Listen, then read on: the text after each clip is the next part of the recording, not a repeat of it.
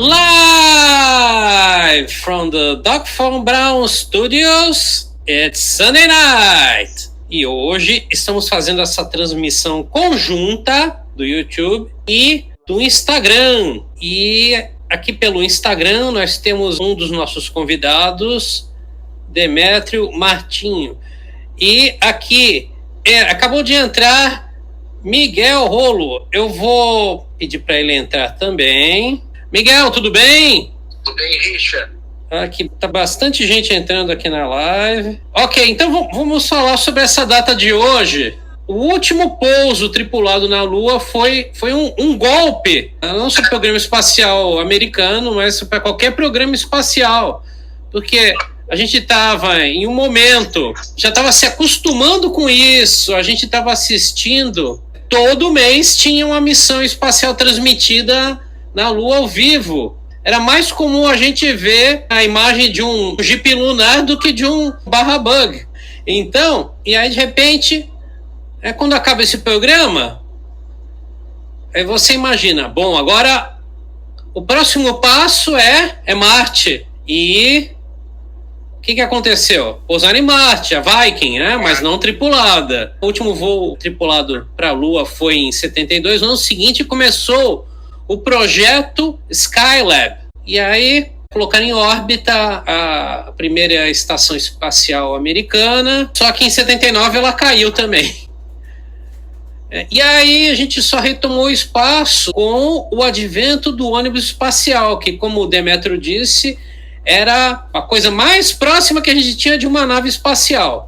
Bom, eu queria dar a palavra para o Miguel, que o Miguel também é fã de Star Trek. Miguel, o que você poderia falar dessa data de hoje? Você como historiador? Oi, Richard, tudo bem? Deixa eu só até mostrar para vocês aqui um souvenir. Quando nós fomos lá na NASA em 95, aí a gente comprou, né, aqueles pets, né, das missões, e tem aqui a das missões, né, ó, não sei se dá para ver aqui, ó. Também tenho dessas aí, eu comprei em Washington. Apollo 17 essa. Né? Eu tô usando aqui, ó, quem tá vendo pelo YouTube tá vendo já o patch aqui da Apollo 11. Eu tenho também da Skylab, tenho do ônibus espacial. Essa aí é a Apollo 13. Apollo 13, Houston, we have a problem. O problema mesmo foi, primeiro teve a Apollo 1, que os 3 astronautas morreram no incêndio, ainda antes do lançamento. Teve a Challenger, que explodiu no lançamento em 86, e teve a Columbia também, foi na reentrada em 2003. A Challenger, eu era criancinha, mas parece que foi até ao vivo, não foi? Eles estavam, porque aquela professora norte-americana, né, que era uma... Teve um concurso, não teve? Para escolher uma pessoa que ia. Isso, foi exatamente. Sim, aí essa professora foi escolhida, todos os parentes, os amigos e os alunos assistindo, e foi uma coisa que deu um impacto negativo. E o outro, que foi o da Columbia, que acabou de vez com o programa de ônibus espaciais. Tanto que o primeiro astronauta brasileiro foi para a Estação Espacial Internacional, foi em 2006, comemorando o centenário do voo do Santos Dumont. Inclusive, o 14 bis apareceu no meu último vídeo. O primeiro astronauta brasileiro foi em uma Soyuz, que é a nave russa, e que era o único acesso à estação espacial naquela época. Hoje a gente já tem a opção da SpaceX. Por conta dessa situação política toda, eles vão abandonar a Estação Espacial Internacional e vão lançar a própria deles. E ele estava falando uma coisa interessante, que quando ele era criança, assim, né, começo dos anos 80, ele achava que, assim, para depois dos anos 2000, já seria assim, igual aos Jetsons, o futuro, né? Carro voador, igual De Volta para o Futuro, né? Viagens espaciais constantes, né, e bem mais simples, né, e realmente, né, infelizmente, as coisas não foram assim. Mas uma coisa, ele estava também lamentando, né, que com o ônibus Columbia, em 2003, que foi praticamente o que encerrou o programa dos ônibus espaciais, né, E realmente, você lembra, Richard, acho que na época eu até comentei com você de um documentário que, assim, já estava muito difícil manter o programa do Space Shuttle, né? Porque, por exemplo, certos consoles dos computadores de bordo até eram sistemas do final dos anos 70, que as empresas estavam se desdobrando para fornecer para a NASA ainda aqueles consoles, era coisa assim, já início dos anos 2000, você precisar de computadores do final dos anos 70, né? Diz que até o espaço para colocar esses consoles estava com problema, porque estavam vindo cada vez menores, só que mais potentes. Mas todos os sistemas de bordo eram desenhados e projetados para aqueles computadores e consoles antigos, né? Estava sendo muito difícil mesmo para a NASA continuar. Foi um documentário muito interessante, né? Ele até mostrava os consoles, os computadores, que estava sendo muito difícil para a NASA continuar, mesmo assim antes lá com a Columbia em 2003. Bom, para quem não sabe, a nossa live aqui é para relembrar 50 anos do último voo tripulado à Lua. A gente, há 3 anos atrás, nós fizemos uma live comemorando os 50 anos do primeiro pouso na Lua. Mas hoje a gente não tem o que comemorar, porque a gente está falando justamente sobre o abandono do programa espacial tripulado à Lua. Então temos aqui nossos convidados, Demétrio Carvalho, biólogo marinho e também um entusiasta da astrobiologia, da xenobiologia, dos contatos alienígenas. Tá. E temos também Miguel Rolo, historiador, geógrafo, fala russo fluentemente e ele também fez um TCC. Foi um trabalho de conclusão de curso. Isso, sobre a exploração espacial. Bom, então a gente estava discutindo o problema, né? O que aconteceu com os programas espaciais? Vocês estavam falando da explosão do VLS, o Veículo Lançador de Satélites Brasileiro. Esse projeto, ele era de 1982, então ele seria lançado talvez mais tardar em 1985 e acabou sendo lançado com um atraso de 15 anos, em 97. Aliás, não foi lançado porque teve aquela explosão, acabou matando vários cientistas e demorou até a gente formar toda uma nova geração de cientistas. Se eu fosse criar uma teoria da conspiração, eu diria que foi uma sabotagem do serviço secreto francês, porque os lançamentos na base de Alcântara, por serem mais próximos ao Equador, eles são mais lucrativos porque eles consomem menos combustível para colocar um foguete em órbita. Então, eu diria isso, que eles não queriam concorrência, já que quem sai lucrando é a França, porque os lançamentos da Agência Espacial Europeia são feitos na base de Kourou, na Guiana Francesa. E da mesma forma que eles afundaram o navio do Greenpeace, eles podiam muito bem sabotar e botar uma bomba na base espacial de Alcântara. O que vocês acham disso? O que eu sei é que hoje está alugado para os americanos lá, né? Isso é. Se o canal parar de postar vídeos é porque o serviço secreto veio aqui e me matou, tá? Então, mas esse seria um grande progresso pro programa espacial brasileiro. Depois dessa explosão, vieram cientistas russos e eles disseram que os projetos dos foguetes, da propulsão, projeto brasileiro, estava totalmente errado. Vocês souberam disso? Eu tinha visto alguma coisa assim na época, né? Eu até achei que era assim, na época eu nem fui a fundo nisso, achei até que era fake news, mas não cheguei a aprofundar essa leitura não, Richard. Agora, voltando ao nosso assunto principal, que é o último voo tripulado à Lua, que hoje está completando 50 anos, hoje, 11 de dezembro. E muita gente acredita que não foi, né? Muita gente acredita que é fake, né? Que a gente não foi para a Lua, tem muita gente que acredita nisso. Quem tiver dúvidas, é só assistir os vídeos do Jeep Lunar. Você vê que quando ele levanta aquela areia, a areia ela não forma uma nuvem de poeira, ela simplesmente ela cai, ela sobe e cai direto, porque a Lua não tem atmosfera, então não forma nuvem, né? Isso não poderia ser feito com alguma trucagem. Você pode até fingir que não tem gravidade de alguma forma, mas fingir que não tem atmosfera, você não conseguiria fazer isso. Os chineses estiveram lá por último agora, não foi? Com missão não tripulada, colocaram os rovers lá também, foram para o lado escuro da Lua.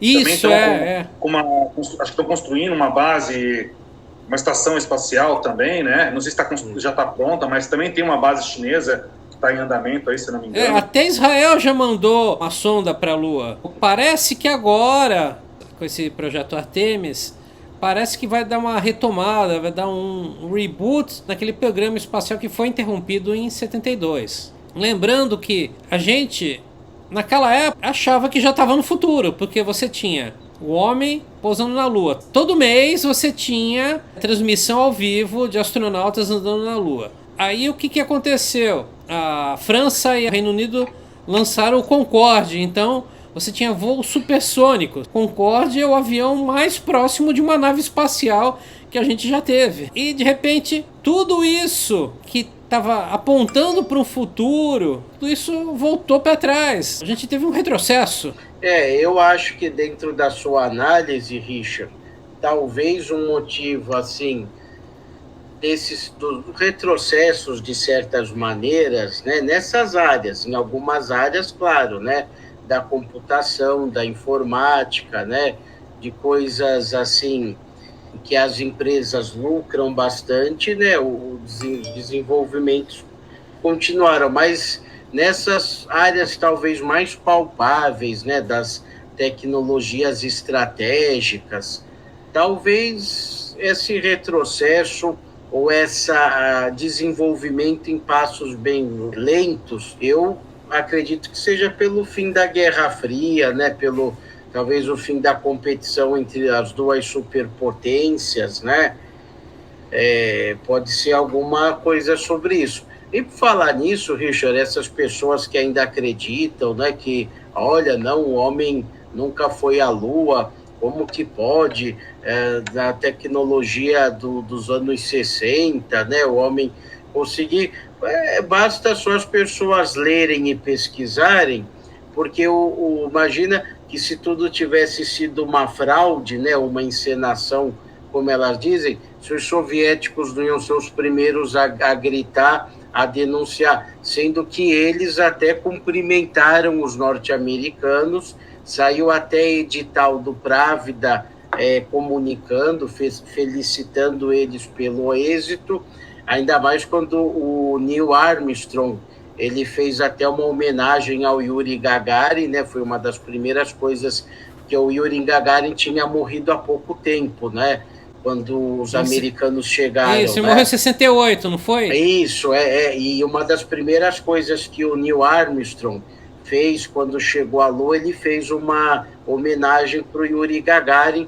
Isso os soviéticos gostaram muito, tanto que o Neil Armstrong, né, ele foi recebido na União Soviética, né? Imagina, os soviéticos monitoravam todas as transmissões de rádio, né, da Apollo com Houston, né? Eles foram os primeiros a fotografar a face, o lado oculto da Lua, de maneira que se fosse uma fraude, uma encenação, eles iam ser os primeiros e os mais interessados, né, a gritar aí para os quatro, não, é tudo mentira. Então imagina, as pessoas que ainda e olha, tem pessoa até com instrução, não é, Richard, que acredita, que ainda propaga esse tipo de coisa, né, mas basta elas pensarem um pouquinho e pesquisarem mesmo, né, dentro da época, elas vão ver que isso aí, né, é uma bobagem, né, tentar não acreditar nisso, né? A maior prova disso é que qualquer instituição que tenha um canhão de laser, não estou falando das Forças Armadas de um país, não, estou falando de uma universidade. Qualquer instituição que tenha um canhão de laser mais potente pode utilizar os espelhos que os astronautas deixaram na Lua. Então eles deixaram com esse propósito, para medir o afastamento ou a aproximação da Lua. Na verdade, ela está se afastando. Um pouquinho de cada... Sim. Isso mesmo, se afastando. Então, qualquer instituição que tenha um equipamento desse pode comprovar que alguém esteve lá. E não foi... Só que naquela época não tinha robô para isso. Outra coisa que você tinha falado também é que provavelmente foi o desinteresse, porque foi uma etapa já cumprida. Então eles descobriram o que tinha na Lua, mapearam a Lua toda, coletaram amostras de rochas e... Não acharam nada interessante o suficiente para justificar o retorno. Exatamente. É o que os especialistas da área falam, né? É porque nós que somos entusiastas da aventura humana, né, da exploração, a gente queria, né, que isso fosse, né, que prosseguisse com a chegada também a Marte, né? E por falar, olha, acho que já tenho desde que eu era criança, que eu leio nos jornais, olha, mas vamos a Marte, né? Tá, olha, tem o projeto, vão construir, e eu não sei. Que eu tinha comentado, né? Depois da Lua, o próximo passo, né? O passo lógico seria Marte. O pessoal tinha essa gana de chegar a Marte, né? Vários livros, vários contos de ficção narram isso, né? A gente sempre sonha com os homenzinhos verdes de Marte. Mas para os leigos, né, a gente imaginava que para chegar em Marte seria fácil, né? Porque a gente chegou até a Lua, chega até Marte, né? Mais uma vez um astronauta falou, você chegar até a Lua é você pegar o carro e dirigir até o posto de gasolina numa outra cidade. E você chegar até Marte é você pegar seu carro em Ushuaia e dirigir até o Alasca. Tem cerca naqueles períodos, né, em que a Terra e Marte estão, que acho que é a cada 6 ou 7 anos, não é? Mas é coisa que é uma viagem de ida, né, de quase ou mais do que um ano, não é? Me corrijam se eu estiver enganado. Quase um ano para ir, quase um ano para voltar, se eu não me engano, não é? Tem, assim, já tem estudos, né, que até pelas missões prolongadas, né, russas, né, de longa permanência no espaço, em tese isso seria até possível dentro dessas condições, né? Em tese, né? Mas, assim, claro, tem os problemas de desgaste ósseo, né, que... já se sabe, né, de mesmo que ele se exposição à radiação cósmica, né? Exatamente, essa é uma questão também. A última vez que eu li até, não sei se vocês viram, um trabalho mesmo, saiu nas notícias aí dos jornais, que uma das coisas mais promissoras que descobriram para diminuir a exposição à radiação cósmica era revestir, é como se fosse um revestimento da fuselagem da nave com os excrementos dos astronautas, né, devidamente, claro, né, plastificados, né, em algum... Por conta da água, né? E isso estava se mostrando uma proteção eficaz, né, a essa exposição, né? Então estavam pensando em pensar alguma coisa nesse sentido até, né? Seria muito interessante, né? Eu já me daria por satisfeito se testemunhasse o retorno dos seres humanos à Lua, né? Já acharia bem interessante, né? Essas missões que a China andou mandando para a Lua, elas não tinham nada de tripulado, não, né? Foi só equipamento... Não. Mas eles fizeram bastante assim, imagens inéditas, né, do lado escuro da Lua. Achei isso bem interessante. Olha, Demétrio, pelo que eu li, não foi diferente também daquilo que os soviéticos fizeram também. Os soviéticos não conseguiram mandar missões tripuladas à Lua, mas mandaram veículos, o Lunar-Rod, né? Inclusive até recolheram amostras, né, de rochas e retornaram para eles e tal. Os chineses, eles estão até com uma estação orbital tripulada, parcialmente, né? Não sei se está sendo... Os taikonautas, né? Estão lá. Isso, taikonautas. A todo momento, mas eles estão... Não é, Richard? Os romulanos estão cada vez marcando mais presença, não é? Já que era os Klingons, né? Agora os romulanos estão... Sim, né? sim, para quem não sabe do que ele está falando, a gente fez um vídeo sobre a geopolítica do Star Trek. Os romulanos... Eu não vi esse, mas o que? Você vai gostar. Isso, o vídeo se chama Hot Connections, episódio 9. Seriam russos e ucranianos Klingons? Você vai gostar. Foi no comecinho desse ano até. Vou procurar. Mas de curiosidade, os brasileiros eram quem na história? Não tinha os brasileiros, tinha os canadenses, né? Os franceses acho que eram os telaritas, era isso? Não, os franceses seriam os andorianos. Os alemães seriam os telaritas. Os vulcanos. Os vulcanos eram os ingleses, né? Isso, os americanos, né? A federação, né? Os terráqueos, isso, né? Mas ficou muito bem, ô Demetrio. Os Klingons eram os chineses? Não, os soviéticos. Os Klingons eram os russos, né? Os soviéticos. Aí os chineses seriam os romulanos, né? Gente, eu não sei se vocês estão sabendo, mas eu estou indo para Marte em 2026. Boa sorte. Eu vou aqui mostrar para vocês. Espera aí, meu passaporte. Espera aí. Vai juntar com a passagem. Aí, mas dá para ver. Vocês estão vendo aqui, ó? É o seu boarding pass. Isso, Future Mars Mission, aí, ó. Então, acho que até o Richard, eu lembro que os russos fizeram um confinamento com voluntários, né? E os americanos, europeus também, um confinamento com voluntários assim de 2 a 3 anos, para ver como estudar, como se fosse um Big Brother, para ver justamente como que as pessoas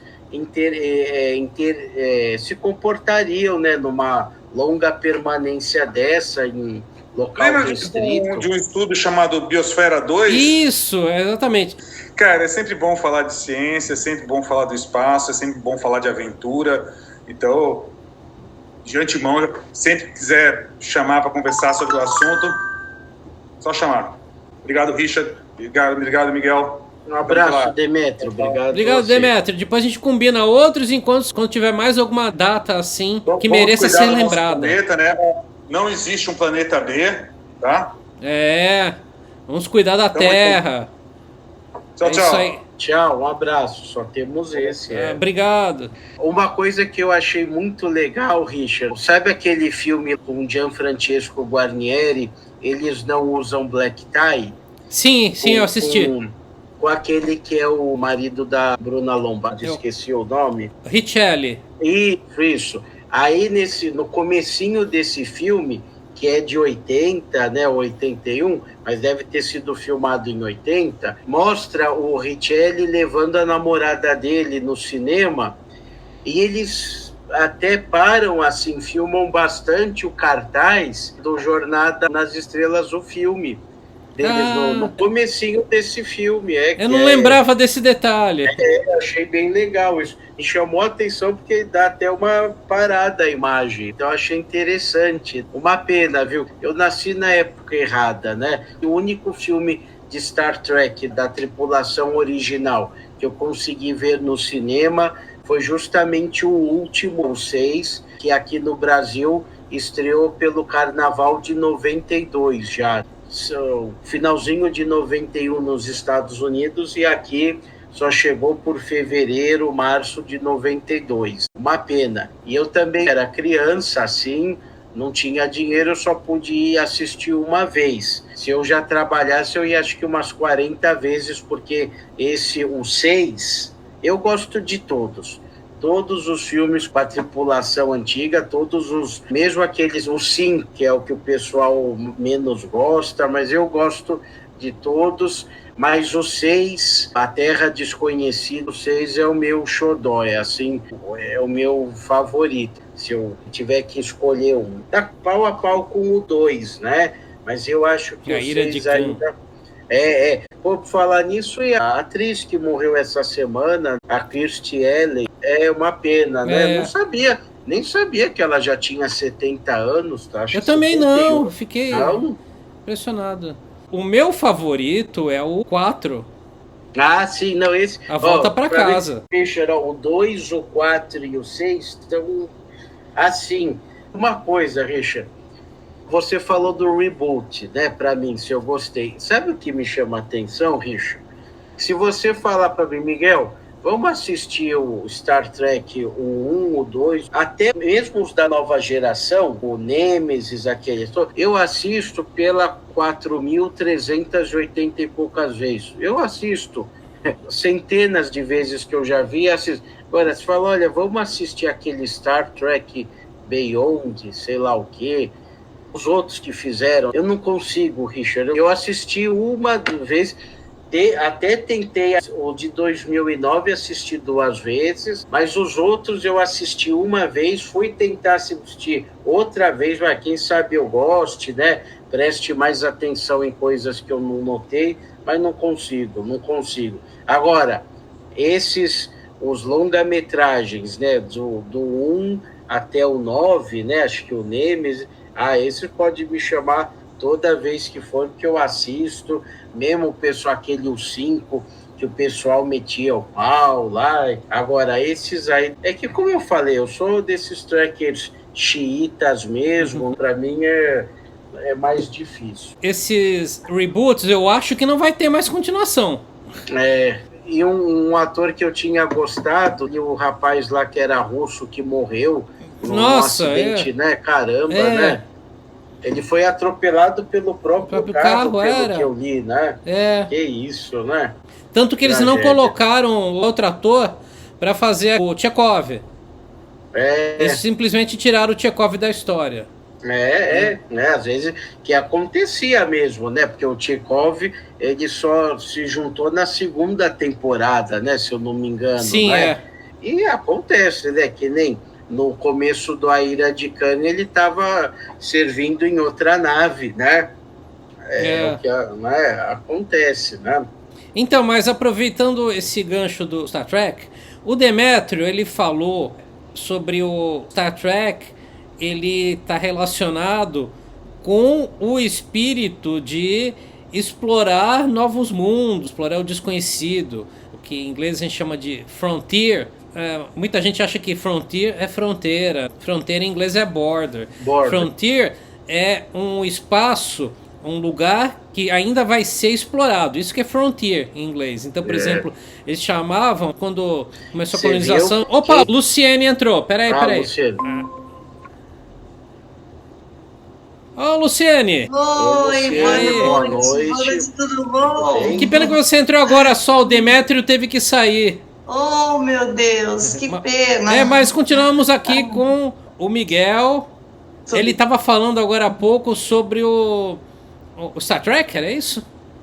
Mas você estava falando até das palavras, né? Em termos de substantivos, a língua inglesa tem muito mais do que a língua portuguesa. Sim. E esse exemplo que você deu de palavras, que em português tanto border quanto frontier se traduz tudo fronteira, não é? Então, e esse exemplo que você deu, eu acho que mostra bem isso, né? Como a língua inglesa, ela é sim bastante rica, né, em substantivos, né? Não que a nossa não seja, mas é fato que a língua inglesa possui um número maior de substantivos. Não só substantivos, como também de palavras, né? No total, o idioma inglês tem muito mais palavras do que o português. Então, quando você traduz frontier como fronteira, tem até um carro que chama Frontier, que é justamente um carro 4x4, que ele é feito para explorar novos terrenos, por isso se chama Frontier. Quando teve a colonização dos Estados Unidos, o que era Frontier? Frontier era o Oeste. Isso que era a fronteira final, na verdade era The Final Frontier, e era um lugar a ser explorado. E a gente falou aquilo que a gente tinha falado na outra live, que a gente tinha uma constância de voos lunares. A gente tinha, todo mês tinha astronauta posando na Lua, andando de jipe lunar, e isso acabou de repente, né? O que você acha disso? Então, a princípio, né, eu acho notório falar a questão da ficção científica também dominando, né, a mente humana para que houvesse esse avanço do homem no espaço. A Guerra Fria ajudou também, contribuiu bastante, até porque a Rússia, né, como líder da União Soviética, sempre, né, quis dar o passo à frente dos Estados Unidos, né, aquela disputa entre o socialismo e o capitalismo. Agora, a questão é, por exemplo, né, quando a gente fala na Apolo 17, que deixa como marca o último homem a pisar na Lua, né, e aí depois vem toda uma questão, não tecnológica, mas uma questão econômica e política. O que bloqueou, o que fechou as portas, né, para um avanço maior dessa corrida espacial foi a política, porque a princípio o governo dos Estados Unidos, já que a NASA é um órgão federal, depende dos recursos do governo, e esses recursos cada vez diminuíram mais. Então, o que o pessoal acabou fazendo?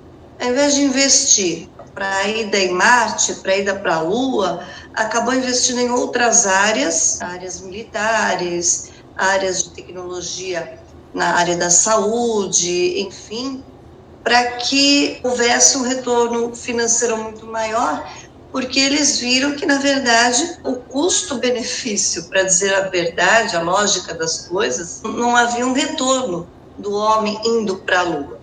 Só que a tecnologia, aonde encontrar novamente essa mão de obra qualificada para fazer os homens que tinham na década de 60, que faziam aqueles foguetes, que faziam aquele tipo de solda, que, né, todo aquele envolvimento, né, daquela mão de obra, onde encontrar hoje para isso? Porque as universidades acabaram investindo em outras áreas de pesquisa e a NASA ficou deixada um pouquinho de lado.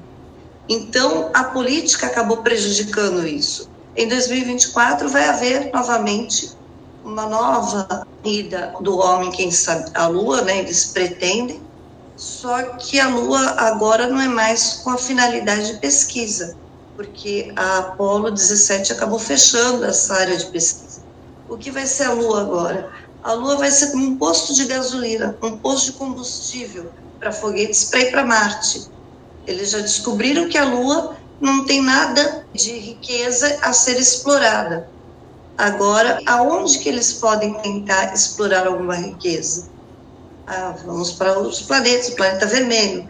Então, a Lua vai servir como um grande posto de gasolina, vamos dizer assim, de combustível para esses foguetes. Sim, a Lua, por ter gravidade mais baixa também, ajuda no lançamento de foguetes, na construção de foguetes e tudo isso.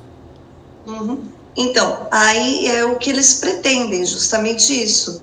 Então, quer dizer, a economia acabou fechando as portas para isso, né? Então, houve um retrocesso. Estados Unidos, todo mundo sabe, é um país extremamente capitalista, o Estado manda pouco e o que investe são os grandes empresários que podem financiar alguma coisa, tanto que nós já temos aí empresários, né, que querem mandar a primeira expedição a Marte, enfim, e eles investem o que vai dar lucro, o que vai chamar a atenção. Não dá para você colocar uma placa de propaganda do McDonald's, por exemplo, na Lua, não é verdade? Então, quer dizer, hoje a gente começa a ver que, em termos econômicos, não é viável. O que tinha que ser pesquisado, a Apolo 17 conseguiu material o suficiente, né? Eles trouxeram 115 quilos de material rochoso, tanto que foi um geólogo lá. Foi a primeira vez que um cientista pisa na Lua, primeira vez. E que cientista que eles mandaram? Um geólogo, né? Eles queriam saber as rochas, a história, a formação verdadeira da Lua, como que aconteceu esse satélite natural. Então, mandaram o Schmidt, né, Jack Schmidt. Isso, assim. Isso, Harrison Schmitt, também conhecido como Jack Schmitt. E aí ele trouxe as rochas o suficiente para fazer essa pesquisa, essa análise. Aí, logicamente, economicamente, eles gastavam na faixa de bilhões para poder lançar, né, essas Apollo 11, 12, né? E fora a questão da mão de obra, a questão dos cientistas, né, um investimento muito alto. E o que aconteceu? Quando foi em 1969, era 4% em média, a Receita Federal era para a NASA. Depois diminuíram em 72 diminuiu para 2,61%. Então, investimento federal. Hoje, acho que não chega nem a 1% do investimento federal para a NASA. Eles investem muito em armamento. Os Estados Unidos, cerca de 30% do investimento deles é em armas, é militar.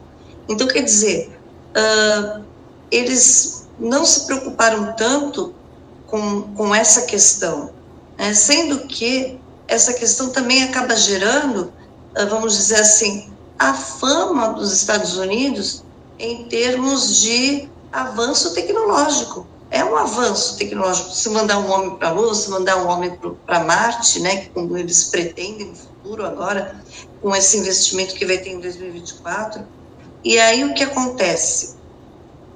Até hoje, a foto que foi tirada pelo Jack Schmitt, né, como é chamado, a foto da Terra, onde apresenta na foto a África e a Antártida, ela aparece nitidamente.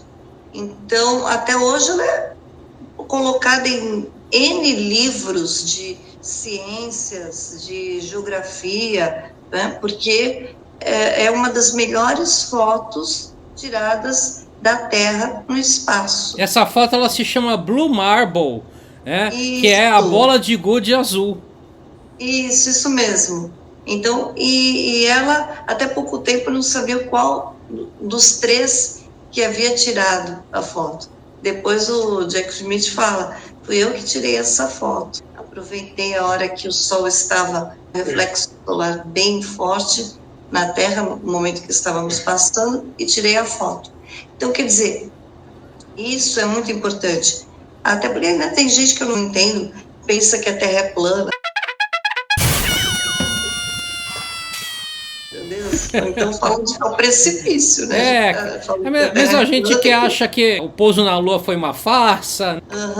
Fizeram já, né, os homens da Apollo 11 jurarem perante uma Bíblia para falar que estava mesmo na Lua, né? Então tem muita gente que acredita que não, mas não tinha nem tecnologia na época para mostrar de forma farsante isso, e ninguém vai explicar como que colocou um espelho na Lua também.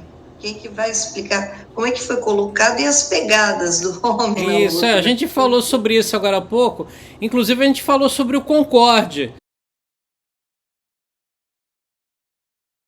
que a gente tinha naquela época o homem pisando na Lua, andando de jipe na Lua, as pessoas viajavam em jato supersônico.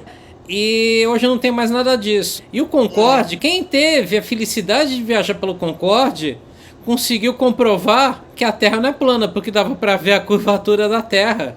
Ele viajava a 18 mil metros de altura. Então conseguia ver a curvatura. Para uma pessoa que não acredita que a Terra é uma esfera, quem acha que a Terra é plana, é só conversar com alguém que tenha andado de Concorde. Simples. O interessante da NASA também é que ela é um órgão do governo estatal e que ela disponibiliza quase todos os cálculos e documentação de todas as idas do homem à Lua. Então, os 12 homens que chegaram à Lua, tem tudo documentado e quase tudo tem livre acesso para as pessoas pegarem esses documentos, lerem esses documentos. E agora com a internet, então, o acesso é muito maior. Isso, exatamente. Então, quer dizer, ela dá uma abertura para que as pessoas possam estudar, ou então de repente, se dedicar a um mestrado, um doutorado, baseado nisso daí, porque a NASA está faltando pessoal para trabalhar nela, pessoal qualificado para trabalhar. As pessoas hoje nos Estados Unidos querem se adaptar muito à questão hoje, né, em voga, a informática, a tecnologia, a internet, né, enfim, em toda essa linha, esquecer um pouquinho dessa questão aí da física, do espaço, né, estudar todas essas áreas aí que, na época de 60, 70, era o must em termos de tecnologia, para mostrar a capacidade de um país e o outro. A Guerra Fria era o que impulsionava isso daí, né? Kennedy não queria ficar por trás da União Soviética. Kennedy foi um dos grandes motivadores da NASA em questão de evolução, né? Então, dá-se esse prêmio a ele. Depois, os outros presidentes realmente já começaram, né? Até que em 72 já começa a esfriar. Por que 72 começa a esfriar? Porque aí já começa a haver um certo enfraquecimento da União Soviética, até o final, logicamente, 1991. Mas até 72 já começa a haver um enfraquecimento. Porque eles saíram na frente de tudo. Eles lançaram o primeiro satélite, depois o primeiro satélite tripulado com um ser vivo, depois o primeiro homem no espaço, depois a primeira mulher no espaço, aí o primeiro passeio extraveicular, o primeiro acoplamento de 2 naves, que mais? E eles só não conseguiram... Eu concordo, só não conseguiram pousar na Lua. Com a Luciene falou, porque em 72, começo dos anos 70, a gente ainda estava no auge do poderio soviético, né? Claro, a economia tinha suas debilidades, mas naquele momento, veja, a gente ainda estava, mesmo a economia, né, ainda estava registrando um crescimento muito alto. E a gente não pode esquecer que nós tínhamos até falado aqui, né? Eu até mostrei aqui, né? Não sei se dá para ver. Agora dá para ver bem. Parece um Castelo Branco. Não é o Castelo Branco. É o Karaljov. Essa não é Korolev, é Karaljov mesmo, né? Que era o pai do programa espacial soviético, né? Foi o responsável pelo desenvolvimento dos motores. Ao contrário dos norte-americanos, eles não tiveram nenhuma contribuição importante de cientistas alemães, né? Até esse livro aqui, livro norte-americano, né? Ele fala bem, né? Ó, O Homem e o Espaço, né? Que foi esse livro é de 69, foi escrito pelo Arthur Clarke, né? Ele fala que os cientistas, né, de peso da Alemanha nazista, né, o próprio von Braun, entre outros, foram tudo para os Estados Unidos. O Stalin ficou furioso porque aquela base dos foguetes V2 no litoral do Báltico era para ficar de posse da União Soviética, mas os americanos chegaram lá antes e, claro, convenceram todos os melhores cientistas do primeiro ao terceiro escalão para ir para os Estados Unidos. O próprio von Braun, né? Tudo bem. Então, esse Karaljov foi ele que pensou todos os sistemas de foguetes, de propulsão, os sistemas de navegação, era tudo ele. E ele faleceu prematuramente em 66. Pode ver aqui, ó, não sei, ó. Tá vendo? 1907, faleceu em 1966. Então, tanto que aí a União Soviética não conseguiu mais desenvolver um foguete comparável com o Saturno norte-americano, né, com uma potência capaz de ir para a Lua. O projeto, depois que ele morreu, não conseguiram mais. E teve a questão, claro, o triunfo norte-americano na chegada à Lua. Os soviéticos não conseguiram desenvolver esse foguete e eles mandaram robôs, veículos, coletaram rochas também que trouxeram para eles da Lua, mas o envio de seres humanos, de soviéticos, né, para a Lua, conseguiram. Mas a resposta, digamos assim, soviética, né, foi a questão da tecnologia de longa permanência no espaço. Nenhuma das estações espaciais norte-americanas chegou perto, em termos de permanência humana no espaço, das soviéticas. Skylab e tal, nenhuma dessas, em comparação com a Mir. E mesmo essa estação espacial internacional atual, todos os módulos de serviço, o projeto é russo. Os módulos principais dela, claro, quem bancou, quem tinha grana na época foram principalmente os Estados Unidos, né, a Agência Espacial Europeia, mas a tecnologia de permanência no espaço é russa. Essa, inclusive, é a característica do programa espacial soviético e russo. Essa questão deles é a permanência no espaço, até para fins militares, inclusive, né? A pegada dele. Claro, tentaram sim ir para a Lua uma nave tripulada, mas não conseguiram. Não conseguiram desenvolver aquele foguete com a potência lá igual ao Saturno. Mas a pegada deles, e ainda hoje, né, tanto que com essa questão aí dessa guerra, né, essa questão aí política, eles já falaram que vão abandonar essa estação espacial internacional, aí não sei, talvez aí nos próximos anos, até porque a data dela também, né, foi bastante estendida, mas vão voltar a construir as suas próprias estações espaciais, a exemplo da Mir. Agora, e essa é uma coisa que dentro daquilo que a Luciene falou, da questão política e econômica, que talvez seja por isso que os norte-americanos estão falando em voltar para a Lua e mesmo ir para Marte com a missão Artemis, que acabou até de voltar a cápsula Orion, voltou agora para a Terra, que é essa questão aí da ambição chinesa, a China, que já está com uma estação orbital, seus taikonautas tal, e está falando sim em ir para a Lua. E, claro, os norte-americanos dizem que isso vai ser para fins militares, né, estratégicos.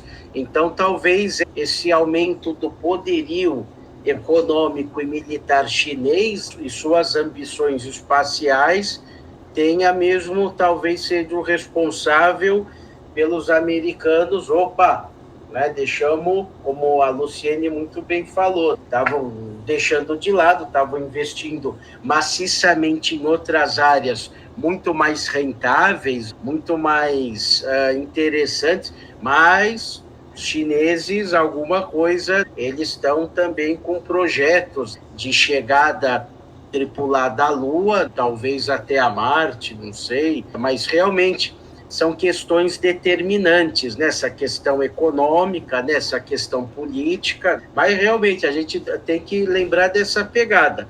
O projeto espacial russo, soviético e russo, a coisa deles é longa permanência no espaço e até com questões até de fins militares, inclusive. Não seria para essa longa permanência, não seria com ambição de chegar a Marte?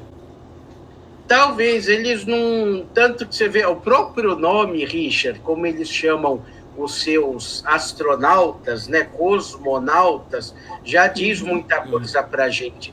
O negócio dele é os cosmos, é o espaço. Não são os astros, os planetas, né? Porque uma vez eu li um livro que era assim, é ficção, o livro era ficção, mas às vezes sabe que tem muita coisa por trás. Era da época da Guerra Fria, que eles diziam que, com a questão da Guerra Fria, das armas nucleares, em caso de um conflito nuclear devastador no planeta, a Terra, com toda certeza, ia ficar, ou grande parte dela, inabitável por muitos e muitos anos, e os soviéticos pensavam em ter, assim, estações no espaço para várias e várias gerações, para um dia eles poderem retornar para o planeta Terra. Isso eu repito, eu li num livro de ficção, dos anos 70 até, mas tem muitas coisas nesse livro que é condizente com a estratégia espacial soviética russa atual. É interessante, mas realmente, assim, Agora a questão aí é do poderio da China, do aumento aí as ambições espaciais dele, né? A Rússia, quando foi com aquela crise toda dos anos 90, ela vendeu mesmo, os chineses compraram. Eu não estou falando isso de demérito aos cientistas chineses, mas vocês percebam que até os trajes espaciais dos chineses é réplica dos trajes espaciais russos. Quem assistiu Gravidade... Sim. Na hora que eles chegam na estação chinesa, eles que tinham sido treinados na estação russa, eles viram que era igualzinho. Exatamente, ela até falou, lembra? É igual a Soyuz. E é verdade, porque naquela crise total que eles estavam no começo dos anos 90 e durante toda a década de 90, a China chegou lá com a grana, olha, vamos fazer aí, a gente dá a grana e tal, transfere essa tecnologia e foi feito. Até os sistemas das naves chinesas de orientação, a propulsão, os motores, tudo são réplicas mesmo, autorizadas. E realmente a questão geopolítica, a questão econômica é determinante mesmo para esse retorno.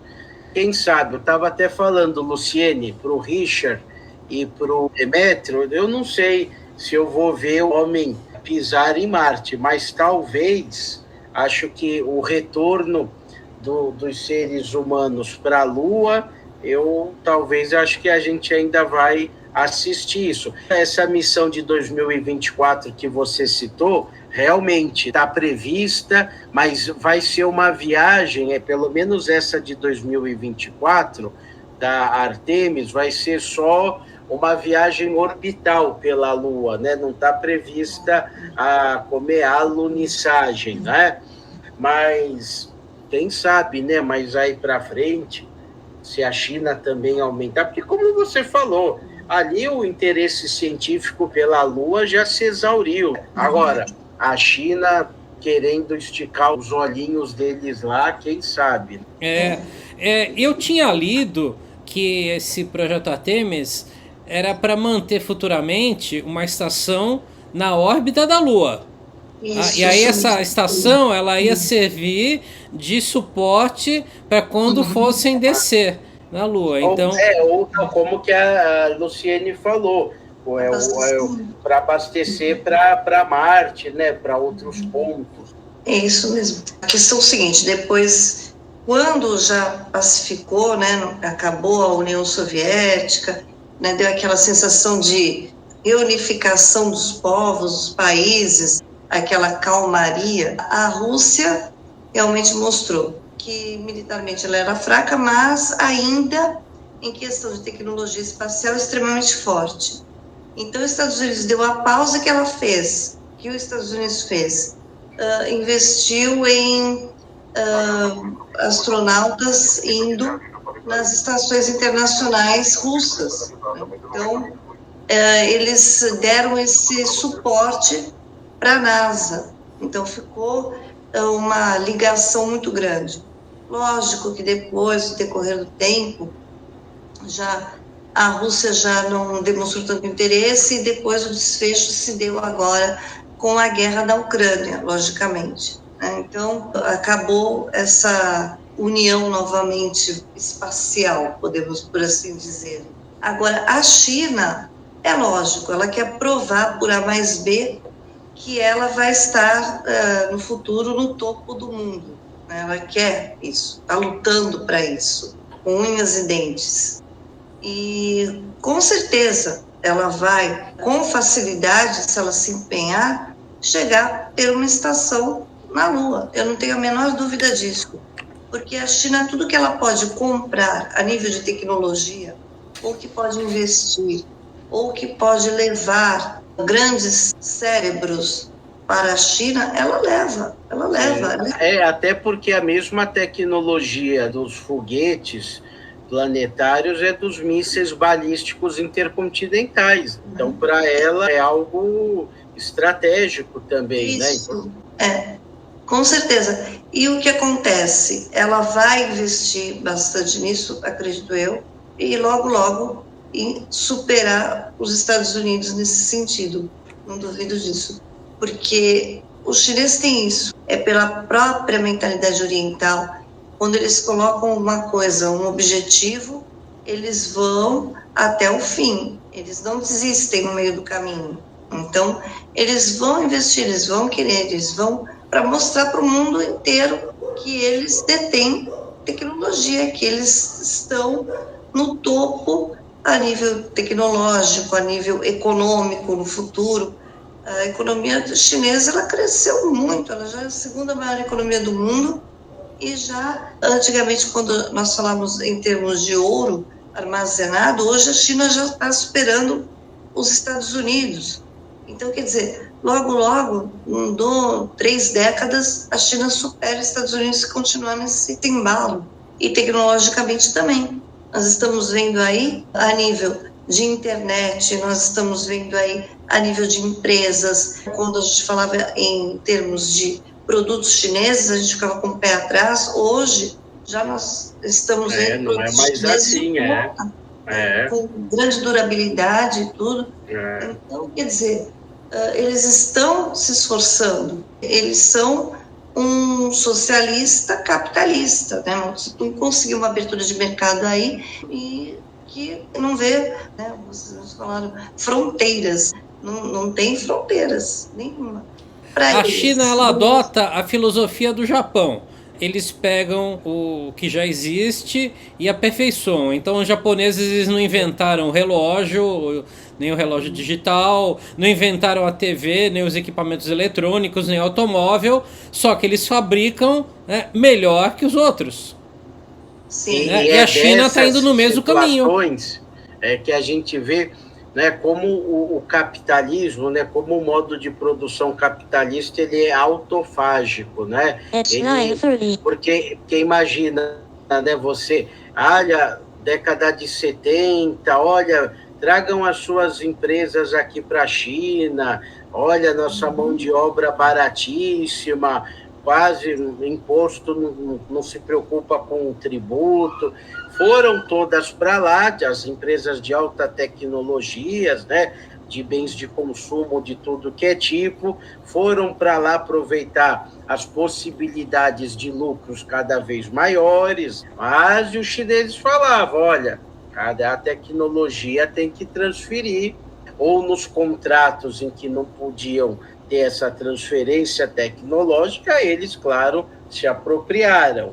Então, vejam, a China não colocou nenhuma revólver na cabeça aí das grandes empresas de tecnologia, não, olha, transfiram o parque industrial para cá. Elas foram, dentro da lógica capitalista, atrás de maiores lucros, maiores vantagens. Se estabeleceram lá já. Quantas empresas o Trump colocou de volta? Lembra? Olha, vamos... Nenhuma. Alguém vai querer sair de não. E agora, como a Luciene falou, ele já tem as suas próprias empresas. Essa Huawei. A China, eu estava lendo a 5G. A tecnologia 5G dessa Huawei é muito melhor do que de qualquer empresa aí ocidental, não é? Isso aí, próprios ocidentais escrevendo isso. Então, realmente, né, vejam que como o próprio capitalismo, ele, claro, ele tem a sua coisa, né, ele leva as inovações tecnológicas, ele é inerente a esse modo de... Mas, olha, a autofagia aí, e aquela coisa, cada vez... tudo mais automatizado, né? As linhas de produção tudo, não é, robotizadas, e os empregos, cadê o pessoal, principalmente nos países do Ocidente, e o salário do pessoal, né? Então, é realmente o sistema, o modo de produção, na minha opinião, autofágico, e esse exemplo da China, de todo esse desenvolvimento econômico e tecnológico, eu vejo assim. A própria ganância norte-americana, vamos dizer assim, os levou, né, para a China, porque, óbvio, né, lá não tem leis ambientais, né, podia poluir à vontade, né, fazer o que quisesse, explorar a mão de obra, e aí era muito interessante para o norte-americano chegar numa grande loja e pegar um casaco, né, made in China, e não prestar atenção que haviam crianças, pessoas trabalhando de segunda a segunda, 12 horas por dia, quase sem direito nem de se alimentar devidamente, no maior sacrifício, um calor imenso, às vezes um frio imenso, conforme for, e eles não estavam nem aí. Era bom comprar aquela jaqueta a preço bem mais barato, né? De repente, quando eles foram ver aonde estão os empregos aqui nos Estados Unidos, aonde estão as grandes indústrias. Quando eles pararam para ver, realmente as grandes indústrias migraram, se associaram a empresas chinesas. Hoje a China dispõe de 30 fábricas de automóveis. E não Imagina. são estrangeiras, são nacionais, né? Então, olha, já está crescendo de uma forma que não tem como parar a China. Um demonstrativo que eu acho muito interessante é assim, dado acho que de 2019 ou 2020, dos 10 maiores portos do mundo em termos de movimentação de cargas, 7 são chineses. Então isso realmente diz muita coisa. Os romulanos, não é, Richard? Olha os romulanos aí, né, cara? São 730 milhões de toneladas ano, se eu não me engano, o porto de Xangai.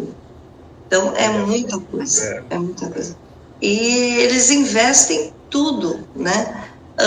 Então, quer dizer, há um interesse muito grande em crescer tecnologicamente, em ter um avanço considerável. Hoje, eles estão até migrando para a África, para a produção de alimentos, quitaram dívidas de alguns países africanos, são os neocolonizadores, e eles nem gostam de ser chamados disso, falam que são investidores agrícolas lá.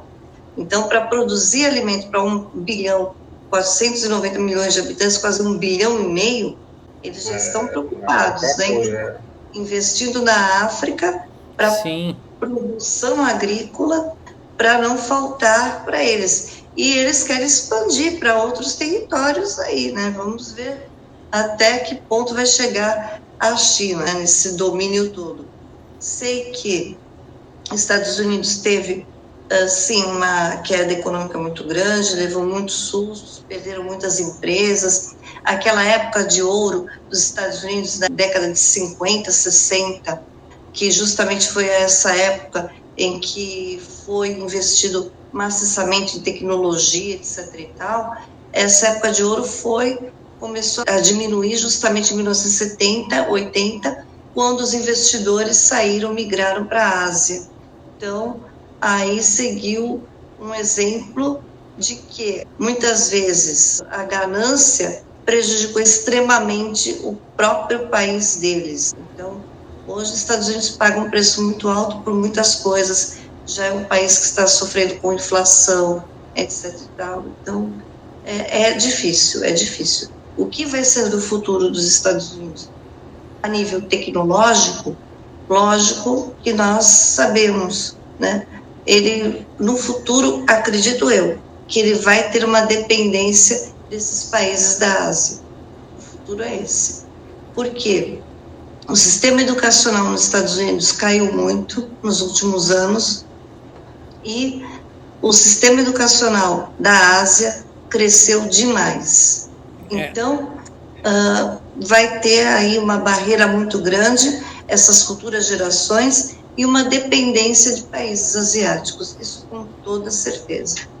O governo chinês mandou vários professores universitários estudar na Inglaterra, com a condição que depois de formados, eles financiaram esse estudo, com a condição de que depois de formados eles fossem dar aula de volta na China.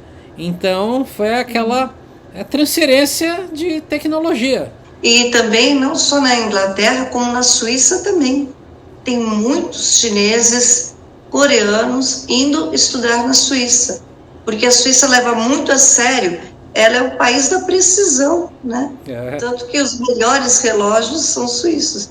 Então eles levam muitos chineses e muitos coreanos para se formarem na Suíça, para ver como que é, né? Eles querem o melhor, levar o que há de melhor dos outros para lá, estão investindo maciçamente e vão dominar inclusive a tecnologia.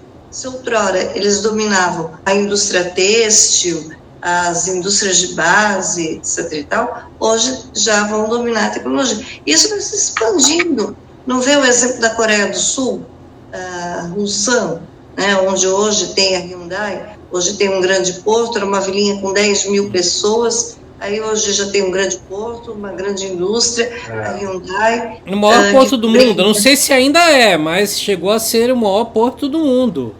Esse de naqueles dados lá que eu levantei, dos maiores portos em termos de movimentação de carga, realmente o de Busan, né, na Coreia do Sul, era o sexto daqueles 10 com maior movimentação naquele ano, acho que é 2019 ou por aí, né? Mas realmente, né? E era uma vilinha de pescadores com 10 mil pessoas. Aí começou com uma siderúrgica, né, a siderúrgica de Busan, e exportando aço para o Japão. Para que eu vou exportar aço para o Japão, se o Japão vai fazer automóveis, vai fazer motos? Então, vamos fabricá-los aqui. E começaram, e expandiram, vieram até o Brasil. Né? A Hyundai, ela faz, por exemplo, o HB20, estudaram como que o povo brasileiro gosta de automóvel, tal. Aí fizeram o HB20, que é o Hyundai Brasil 20. Eles queriam que fizesse 20 km com litro de gasolina. Né? Obviamente que não consegue, porque nossa gasolina é misturada com álcool, 30%. Então não tem como. Mas o objetivo era esse. E eles vão criando carros, automóveis, enfim, no pensamento do consumidor, o que o consumidor precisa, né? Eles fazem uma análise, um estudo geográfico, estudo econômico, tudo, né? Então eles são muito competitivos. Hoje eles já estão fabricando navios. Então, quer dizer, começaram a fazer siderurgia para a fábrica de automóveis, e depois agora para a fabricação de navios de grande capacidade. E então, depois a indústria espacial. Com toda certeza. O nosso querido falecido professor Pierluigi Piazzi, o Miguel conheceu. Ele era um professor de física, ele deu aula na China. Ele era italiano, mas ele morou muito tempo no Brasil, se formou pela USP. Ele dizia que o primeiro homem em Marte vai ser um chinês. Lembra disso, Miguel? Ele falava dizia, isso. O primeiro homem em Marte vai ser um chinês. Uma pena, né, que ele foi cedo, né? E ele dizia isso há muito e muito tempo. Sim, sim. E eu não duvido. Mais de 30 anos que ele falava isso. Né? Eu não duvido, não. Porque se eles quiserem, eles vão à frente dos Estados Unidos. Ainda mais agora. Os Estados Unidos está com uma economia muito enfraquecida. E a China não. Então, é a oportunidade deles começarem aí. Os Estados Unidos gastou demais em armamento e de menos em pesquisa espacial. É aquilo que a gente sempre fala, a gente falou na outra live. Tudo aquilo que foi investido para botar o homem na Lua resultou na nossa tecnologia de hoje em dia. Então, seja para o velcro que está na sua roupa, ou seja para os computadores que possibilitaram a gente fazer aqui essa nossa conferência, fazer a nossa live. Tudo isso foi resultado da corrida espacial. Com toda certeza. Houve um avanço nas comunicações, em tudo, no aço, na fabricação do aço. Então, em termos de tecnologia, nos combustíveis também. Não foi em vão, foi um investimento alto que não foi em vão. Só que, atualmente, o pensamento deles, eu não sei qual é o pensamento econômico, esses líderes, porque tudo depende da política nos Estados Unidos. A NASA é como eu falei, do Estado, um órgão federal. Então, se os políticos não tiverem essa mente aberta da importância tecnológica, do custo-benefício, não vai sair. Para outros políticos, tem a mente mais fechada. Ah, não, isso daí não tem como explorar. Ah, não tem minério lá para nós podermos trazer e, de repente, explorar. Não, sabe, é aquela mentalidade ainda extrativista, né? Então, acha que vai colonizar a Lua, né? A questão é essa, né? A mentalidade extrativista. E se tiver habitantes na Lua, eles vão ser explorados. De repente vão até pensar nisso. Né? Vai ser o colonialismo lunar. Exatamente. Então, quer dizer, essa mentalidade atrasada, por assim dizer, né, que também deu um freio a tudo isso. Agora, lógico que eu não duvido mesmo, como foi falado, que o primeiro homem possa ser um chinês a ir a Marte, não duvido, porque a China, ela faz tudo de forma quieta e no modo surpresa. Então, de repente, nós vamos acordar aí com a notícia de que a China já mandou uma missão espacial a Marte, tripulada, né? Então, de repente, a gente acorda com essa notícia. Não sei se a gente vai acordar com essa notícia, mas é capaz da gente acordar com a notícia de que a China mandou uma missão tripulada para a Lua para chegar antes da Artemis. Pode ser. Pessoal, eu gostei muito, viu? Aprendi, como sempre, bastante com vocês. Gostei muito aí dessa live, mas eu estou precisando sair agora, tá? Mas gostei muito aí da conversa e aprendi bastante, como sempre, com vocês, viu? Ia pedir suas considerações finais, da Luciene também. Então, eu só tenho a agradecer, gostei muito, desde lá daquele momento com o Demétrio, realmente esse tipo, a gente sabe, é porque nós somos entusiastas da exploração espacial, do papel da aventura humana, a gente sabe que economicamente, financeiramente, não é uma atividade, né, hoje em dia das mais viáveis, mas o que às vezes acaba dando impulso, igual a gente está vendo, essa questão aí estratégica, geopolítica, a competição entre essas nações, entre as nações mais poderosas. Então, quem sabe a gente começa a ver, como vocês falaram, né, a China investe muito, aperfeiçoa as tecnologias, e vocês verem, muitos falavam da indústria bélica chinesa, por muitas décadas adquiria todos os produtos soviéticos e russos, praticamente em pouquíssimo tempo eles lançaram um caça de quinta geração diesel, equivalente ao F-35, e enquanto os russos ainda estão tendo dificuldades no seu caça de quinta geração, a China já está produzindo a grande quantidade. Então é essa coisa que vocês falaram, né, que o desenvolvimento chinês está realmente se acelerando em todas as áreas, automóveis, bens de consumo, tecnologias high-tech, realmente. Então, agradeço bastante, vou precisar me retirar agora, viu? Um grande abraço para vocês, Richard. Obrigado pelo convite, viu? Obrigado pela sua participação.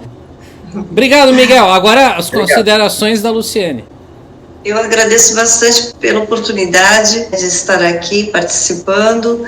O assunto é muito interessante e muito importante, porque tudo que fala sobre a questão de tecnologia, a questão de pesquisa, é muito importante nós estarmos inteirados, e é uma data muito importante. O do último homem a ir à Lua, essa pausa toda que demos, a gente tem que refletir o porquê. Porque o que o mundo construiu para dar essa pausa, né, de ida do homem, de pisar na Lua, de tentar, parece que as coisas se acomodaram um pouco na questão espacial, mas ao mesmo tempo, voltando aqui para a Terra, o quanto também nós conseguimos, não é verdade? a nível de internet, de computador, de tecnologia, e graças a toda essa corrida espacial, toda essa guerra, essa disputa entre a conquista do espaço. E espero que nesses próximos anos, nessa corrente aí entre 2023 até 2030, tenha muitas novidades aí pela frente nessa questão. E agradeço novamente a oportunidade de estar aqui. Obrigada. Eu que agradeço. Obrigado, Luciene, pela sua participação. Já perdi as contas de quantas vezes você já participou aqui no Doc Von Braun Channel, sempre falando sobre assuntos fascinantes como a corrida espacial. Então, muito obrigado e até a próxima. E fim de transmissão.